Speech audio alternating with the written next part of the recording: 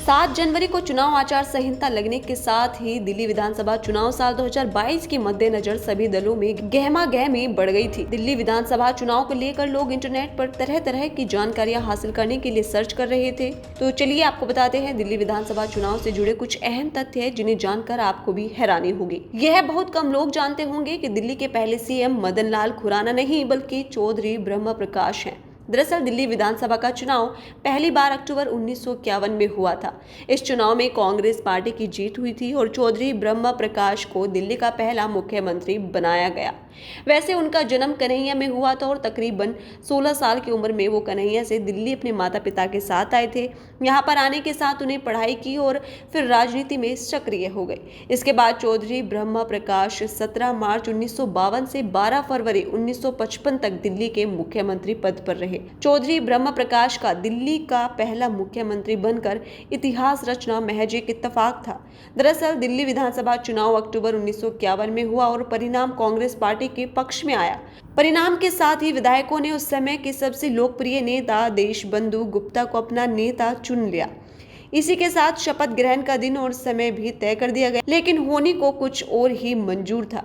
मुख्यमंत्री पद के लिए शपथ ग्रहण से पहले ही एक हादसे में देशबंधु गुप्ता की मौत हो गई। इसके बाद सर्वसम्मति से चौधरी ब्रह्म प्रकाश को दिल्ली का सीएम बनाया गया और बतौर सीएम रहते हुए 17 मार्च 1952 से 12 फरवरी 1955 तक दिल्ली की जनता की सेवा की।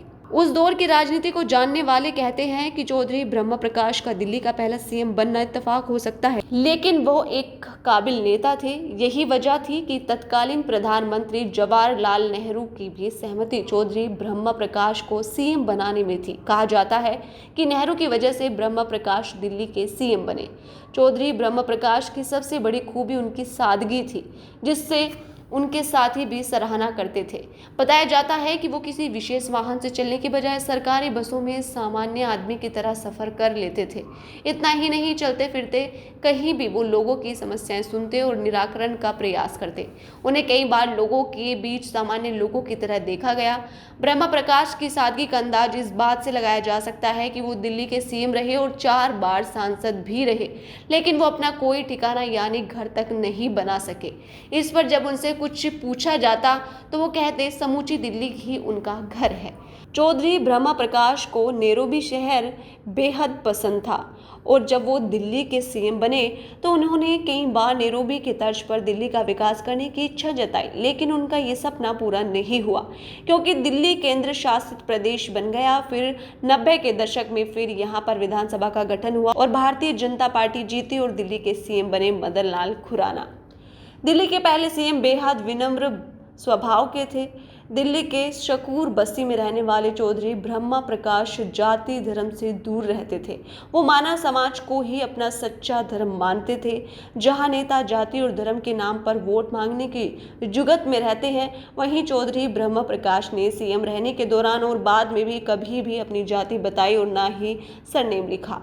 हाँ, वर्ष साल 2009 में इन्हीं की पोती एकता चौधरी मिस वर्ल्ड प्रतियोगिता में बतौर प्रतियोगी चयनित हुई तो लोगों ने उन्हें सराहा।